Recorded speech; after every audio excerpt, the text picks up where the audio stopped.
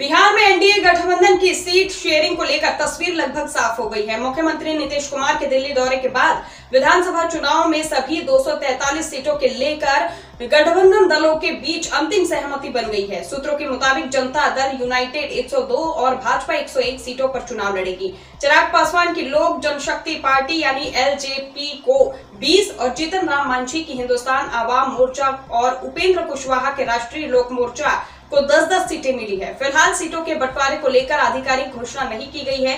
संभावना जताई जा रही है कि एनडीए जल्द ही प्रेस कॉन्फ्रेंस कर सकता है।